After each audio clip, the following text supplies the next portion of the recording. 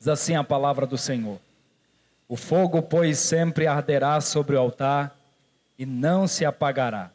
Mas o sacerdote acenderá a lenha nele cada manhã, e sobre ele porá em ordem o holocausto, e sobre ele queimará a gordura das ofertas pacíficas. Todos juntos comigo, verso 13.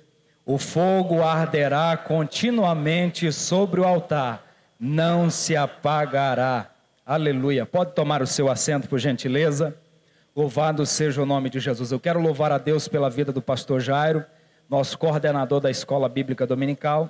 Nos escalou para essa empreitada nessa noite. É o pastor Benjamin pela oportunidade. Deus abençoe, pastor. A toda a igreja que nos ouve.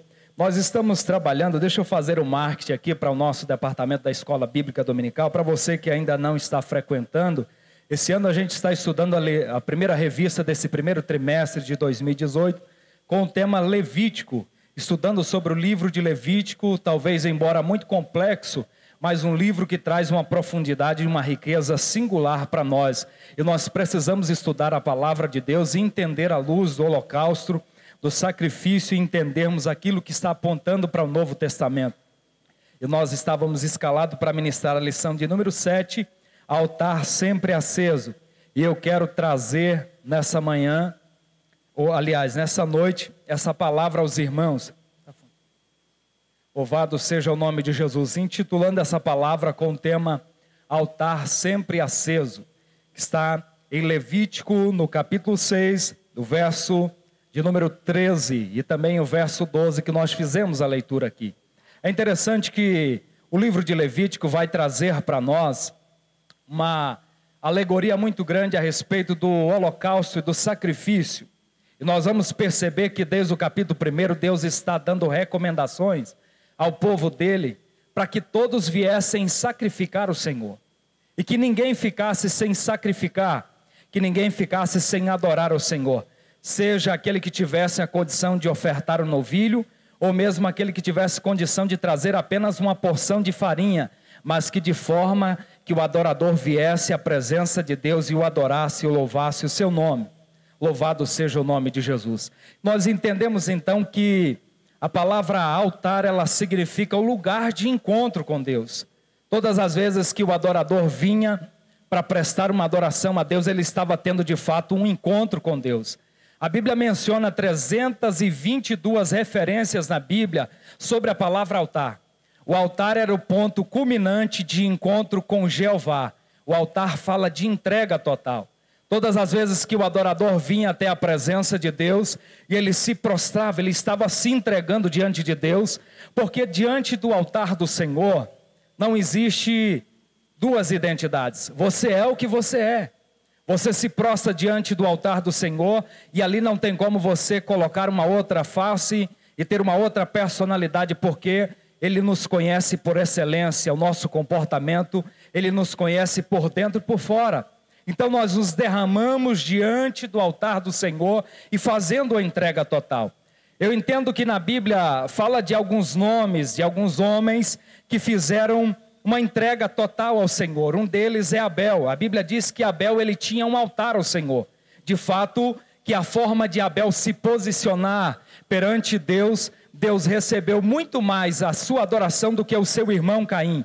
O fato não estava entre o que Caim ofereceu e o que Abel ofereceu, mas a grande diferença estava na qualidade, como Abel estava oferecendo ao Senhor. A grande diferença estava no coração de Abel, porque Abel estava oferecendo a Deus com singeleza, com sinceridade, aquilo que ele tinha de melhor, com adoração, se rendendo ao Senhor. Abel tinha um altar de adoração a Deus, mas não somente Abel, Noé também tinha um altar de adoração diante do Senhor. E a Bíblia vai falar também que Abraão, homem que era segundo o coração de Deus, ele também tinha um altar diante do Senhor. De forma que a Bíblia vai falando de personagens, como o próprio Jacó também tinha um altar de adoração ao Senhor. Se fosse para a gente falar de todos os personagens aqui que levantar um altar diante do Senhor, nós passaríamos muito tempo e talvez não conseguiria falar de todos eles, mas a Bíblia vai falar de vários homens, de vários adoradores que adoraram ao Senhor e que tinham um altar diante do Senhor. Nós entendemos a importância também do fogo. a Bíblia fala que o fogo, na Bíblia, é a manifestação viva de Deus conosco. Existem 362 referências que falam sobre fogo na Bíblia. E 31 delas estão contidas no livro de Levítico que nós estamos estudando. Então é interessante que a ordenança que está no versículo 13 do capítulo 6, Deus está dizendo aos sacerdotes e aos que comandavam o templo do Senhor, dizendo: olha, vocês vão sempre colocar lenha no altar de bronze, que era o altar que o fogo deveria sempre estar aceso. Seja de manhã, seja de noite, o tempo todo esse altar deveria estar aceso. É interessante que a Bíblia fala da importância do fogo. No verso 13 do capítulo 6, Deus está dizendo: o fogo arderá continuamente sobre o altar. E se a gente for discorrer a Bíblia, o texto bíblico, a palavra de Deus vai mostrar que o fogo, ela tem uma singularidade muito grande na palavra de Deus, porque através do fogo nós entendemos que uma coluna de fogo estava acompanhando o povo de Deus no frio do deserto. Nós entendemos que o fogo, ele faz parte do trabalhar de Deus. Deus, ele traz uma alegoria do fogo como a sua própria presença.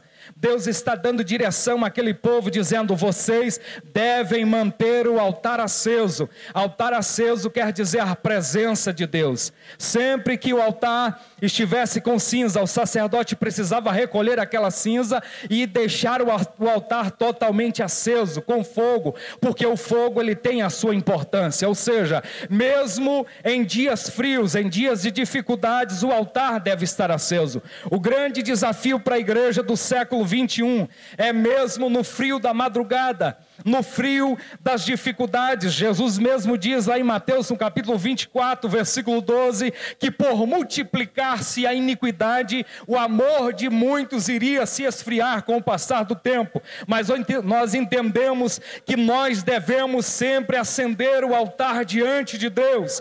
Por mais que heresias, por mais que situações, por mais que dificuldades venham para tentar calar a nossa voz, ofuscar a nossa fé, para tentar roubar a nossa integridade, o nosso caráter, nós sempre levantaremos um altar de fogo ao nosso Deus para bendizer e louvar o nome desse Deus. Foi com fogo que Gideão derrotou os exércitos dos amalequitas. Então nós entendemos que existe um trabalhar de Deus na sua palavra através do fogo. O fogo é o memorial da presença de Deus. E a igreja que ela não tem fogo é uma igreja que não prospera. A igreja, ela precisa de uma boa teologia. A igreja, ela precisa de ética. A igreja, ela precisa ser bem direcionada, ser bem pastoreada. Mas ela precisa do fogo do Espírito Santo. Precisa de fogo sobre o altar. Como o nosso pastor sempre pega e sempre ensina para nós aqui, que o fogo começa daqui. A responsabilidade do fogo está sobre nós, como obreiros na casa de Deus, mas como sacerdotes dentro da nossa casa, para ensinar as nossas esposas, para acompanhar os nossos filhos, para pregar a palavra de Deus e para fazer a diferença. Porque quando nós entrarmos em uma peleja, em uma guerra, sem o fogo e sem a presença do Espírito de Deus, nós estaremos fadados ao fracasso. Mas quando houver fogo de Deus na nossa vida, talvez pode até não existir uma boa graduação, um bom curso de teologia, uma boa oratória, uma boa dicção, mas se tiver a presença do Espírito Santo de Deus, sem meninice, sem bagunça, você terá crédito no céu, aleluia. Porque eu olho para a história da Assembleia de Deus do Brasil e vejo que homens tiveram audácia para viajar e ouvir a voz do Espírito Santo, foram empurrados de igrejas, mas acreditavam no poder de Deus, e o fogo do Espírito Santo alcançou essa nação. E é por isso que nós hoje estamos aqui nessa quarta-feira de milagres, adorando a Deus, o culto da família, exaltando ao Senhor e erguendo o altar de adoração a Ele, e dizendo que nós valorizamos o fogo da presença do Espírito Santo na nossa vida, aleluia. Louvado seja o nome de Jesus. Foi com fogo que Deus recebeu o holocausto. A Bíblia diz que Elias trava uma batalha contra os profetas de Astarotes, os deuses, os seguidores de Baal.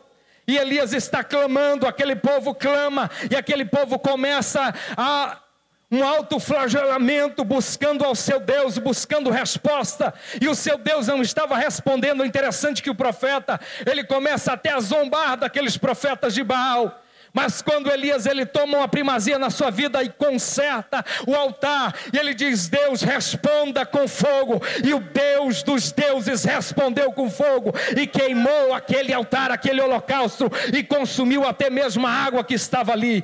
Deus é Deus, e Ele responde com fogo, quando nós clamamos por Ele, aleluia.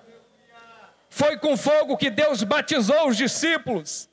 Quantas vezes nós ouvimos aqui nos Betesdas, nos encontros de avivamentos da igreja, que durante 50 dias os discípulos estavam reunidos no Pentecostes, e de repente a Bíblia diz que veio do céu uma voz como que de um vento suave sobre aquele lugar, e encheu toda aquela casa, e todos foram cheios do Espírito Santo, a manifestação da glossolária, a manifestação do poder do Espírito Santo. E até hoje nós estamos cheios do poder do Espírito Santo. Louvado seja o nome de Jesus.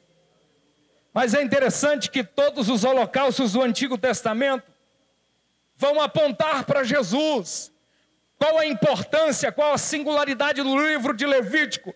É nós estudarmos e entendermos que tudo aquilo que está acontecendo no Antigo Testamento é uma visão de Deus, é uma preparação de Deus para o Novo Testamento. Paulo diz lá em Gálatas 4:4 que quando surgiu a plenitude dos tempos, ou seja, um tempo que Deus havia especificado, havia preparado, onde todas as coisas contribuíam para a manifestação do Filho de Deus, Jesus, então ele veio na sua forma corpórea para morrer por nós. Louvado seja o nome de Jesus. E agora as coisas mudaram, porque nós não estamos mais vivendo a era do Antigo Testamento. É importante nós estudarmos Levítico, é interessante nós entendermos a liturgia do holocausto, é interessante a gente vir para a escola dominical, até porque eu quero fazer uma aplicação prática para a igreja no tempo que ainda me resta. Se você quiser aprender mais e aprofundar mais de Levítico, eu convido você para vir para a escola dominical. Ainda tem mais algumas lições para acabar o trimestre. Mas eu quero fazer uma aplicação para nós aqui nessa noite, para a igreja. O que nós aprendemos? Aprendemos que agora nós somos o sacrifício. No Antigo Testamento, cada um levava o seu animal, levava a sua porção e sacrificava e adorava a Deus. Agora Paulo, lá em Romanos, no capítulo 12, no versículo 1, essa tradução é na nova linguagem de hoje.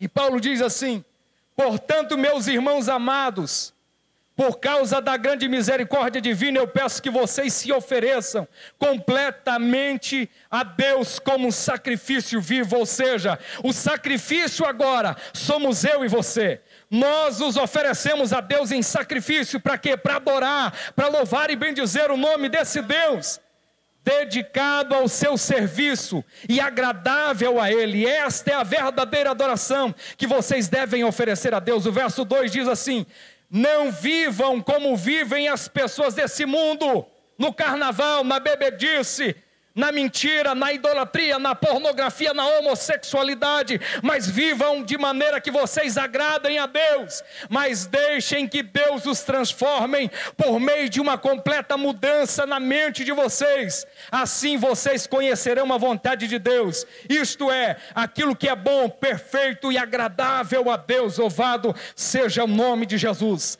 Agora nós somos o sacrifício, agora nós oferecemos sacrifício a Deus. E o sacrifício vivo é apresentar um culto racional. O que é esse sacrifício? É quando nós viemos para adorar a Deus e apresentar um culto racional. Porque o culto racional, ele está muito obstante de uma reunião que a gente faz aqui no tempo da liturgia do culto em si. Porque o culto racional, louvado seja o nome de Jesus, é uma espiritualidade além do culto e além do templo.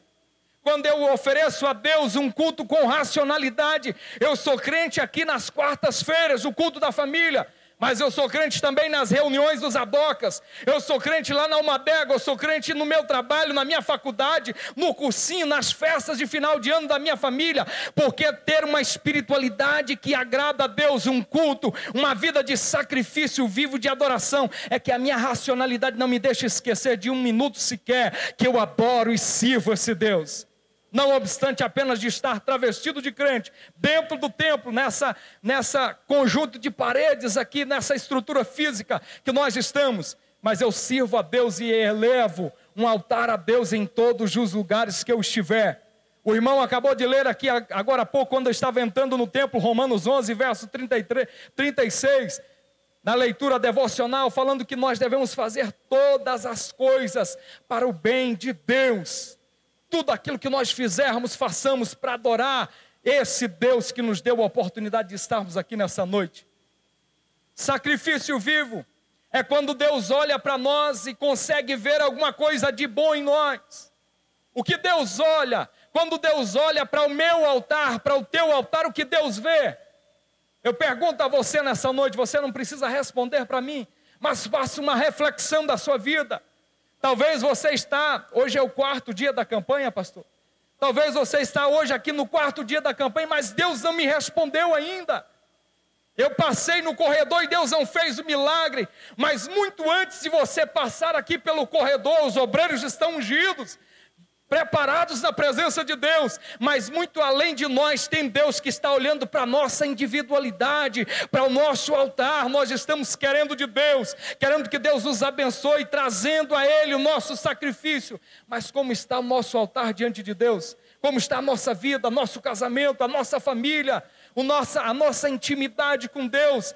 Dia após dia, Deus está olhando para nós e requerendo de nós santidade. Talvez o seu altar está apenas fumegando, mas o Espírito Santo de Deus está aqui nessa noite para soprar as brasas do seu altar e acender o fogo da oração, aleluia, o fogo do desejo de estudar a palavra, o fogo do desejo de buscar a presença de Deus, de orar, de ter um devocional com Deus, não ficar preso apenas na visita de alguém, no discipulado de alguém, na oração de alguém, mas você ter um altar de sacrifício e adoração a Deus. Louvado seja o nome de Jesus.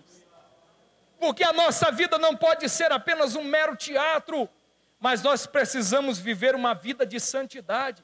Existem pessoas que quando elas estão na reunião pública do culto, você olha para aquela pessoa, ela não tem defeito, como tem uma boa oratória, uma boa dicção, mas essa pessoa, quando ela está no convívio, quando ela está longe dos irmãos, quando ela está longe da igreja, parece que não é crente. Você cumprimenta a pessoa em algum lugar, a paz do Senhor, passeou, a pessoa tem vergonha de expressar a sua fé, o seu cristianismo. Mas Jesus está querendo que nós vivemos uma vida de verdade. Nós não podemos colocar máscara diante desse Deus, porque Ele nos conhece por dentro e por fora. A Bíblia diz em Lucas que até os cabelos da nossa cabeça são todos contados. Jesus nos conhece, Ele conhece a nossa vida, conhece a nossa história, conhece nós, conhece o nosso deitar e o nosso levantar. Louvado seja o nome de Jesus. Mas o que é agradar a Deus? Eu já caminho aqui para um encerramento nessa noite. Louvado seja o nome de Jesus. Como nós vamos conseguir agradar a Deus? Como que nós iremos oferecer o nosso sacrifício santo, agradável a esse Deus? É fazer do nosso altar um lugar de entrega total. Por que que nós fazemos do nosso altar um lugar de entrega total? Porque diante de Deus todas as máscaras caem. Porque diante de Deus Ele conhece a nossa individualidade. Ele sabe quando nós somos verdadeiros e quando somos mentirosos. Uma entrega total é você se abrir diante do Senhor. A palavra Kyrios no grego quer dizer aquele que tem o domínio, aquele que tem o direito. Essa palavra, a tradução dela é Senhor. Quando Jesus Ele é Senhor da nossa vida, Ele tem todo o direito, tem a totalidade da nossa vida. Ele toma as rédeas da nossa vida na mão dEle e nós somos dirigidos por Ele. A nossa empresa, a nossa família, nosso ministério, tudo que nós fazemos é para louvar e bendizer o nome de Jesus. Com carro novo, sem carro novo, com boa conta bancária, sem uma boa conta bancária, porque nós não estamos aqui por isso, nós estamos aqui porque nós erguemos erguemos um altar para adorar o nome de Jesus. E o que faz a diferença na nossa vida é a presença dele. Jesus mesmo diz em Mateus 6, o verso 33, quando nós erguermos um altar ao Senhor e buscar primeiro o reino dele e nos entregar de corpo, alma e espírito para adorar e bendizer esse Deus, as demais coisas ele vai acrescentar na nossa vida.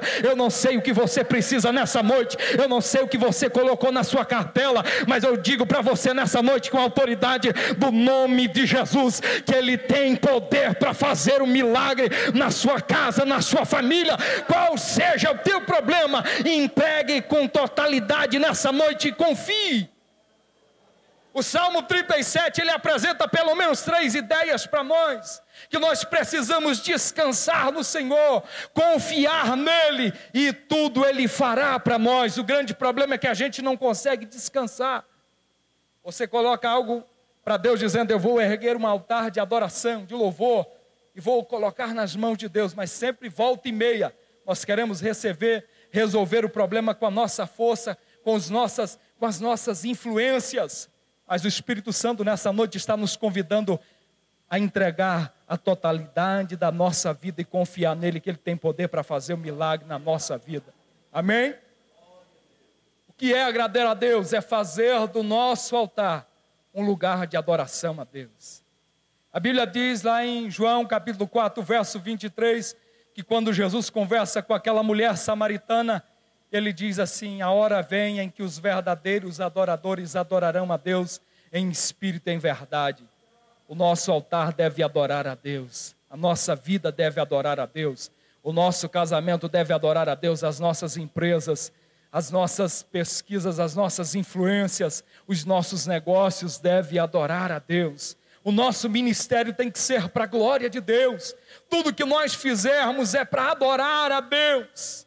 Porque quando nós viemos até o altar do Senhor e nos despejamos e nos rendemos ao altar dele em adoração, ele olha para nós com um olhar de misericórdia. A Bíblia diz em Lamentações, no capítulo 3, o verso 22, que a misericórdia de Deus é a causa de nós não sermos consumidos. Deus olha para nós com um olhar de misericórdia e atende a nossa oração, nosso clamor, porque ele é poderoso para fazer tudo e muito mais abundante além daquilo que nós pedimos ou pensamos, segundo o poder que em nós opera. Está lá em Efésios capítulo 3, versículo 20, e esse poder que opera na nossa vida é o poder da fé, porque eu não consigo adorar a Deus se eu não tiver fé na palavra que é pregada aqui, no evangelho que eu vivo, um evangelho que não vale nada, não vale a pena. Louvado seja o nome de Jesus.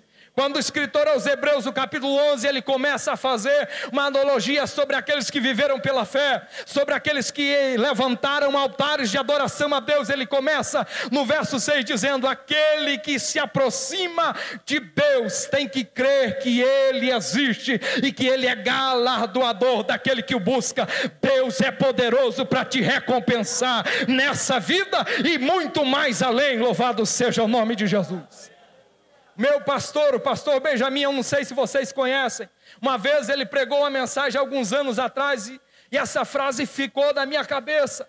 E ele disse que se fosse para servir a Jesus, só por aquilo que ele é, pelo seu caráter, pela sua índole, já valeria a pena, mas existe muito mais para nós. Paulo diz na sua segunda carta aos Coríntios, capítulo de número 6, o verso 9, que existem coisas que estão preparadas para nós no céu, que vai além da nossa visão, da nossa audição, coisas que não desceram ao coração do homem. Vale a pena adorar esse Deus e esperar a recompensa do Senhor. Fazer o que é agradável a Deus é fazer do nosso altar um lugar de alegria. A marca do crente deve ser alegria. Gálatas 5:22 é um dos frutos do Espírito. Quem alegre na presença do Senhor. Se a tua vitória não veio, meu irmão, se alegre. Há um tempo de Deus, há um propósito para todas as coisas. Provérbios 16, verso 1 diz que as preparações e as intenções nascem no coração do homem, mas a resposta da boca vem de Deus. Há um tempo certo e a gente precisa confiar em Deus. alegrar. O salmista diz no Salmo 43 que ele ergueu um altar ao Senhor e a sua vida manifestava a sua alegria em poder adorar esse Deus. Se existe uma coisa que alegra a minha vida, é quando eu tenho a oportunidade de erguer um altar ao meu Deus, seja no meu quarto, seja no meu escritório, seja no meu trabalho, aonde eu estiver, eu ergo um altar de adoração a esse Deus, porque não precisa nós estarmos na liturgia do culto. Quem disse que para ser alegre precisa só ser aqui no Bethesda, no retiro, no encontro? Não, a alegria ela tem que ser completa na nossa vida a cada manhã. Paulatinamente nós vamos demonstrando a presença do Espírito Santo de Deus e a alegria do Espírito Santo sobre a nossa vida. Aleluia. Seja alegre, seja grato por tudo quanto Deus tem feito na tua vida, na tua casa, na tua família. Nós precisamos aprender a agradecer a Deus por aquilo que Ele já fez, por aquilo que Ele já nos deu, por aquilo que a gente já conquistou. Amém? Louvado seja o nome de Jesus.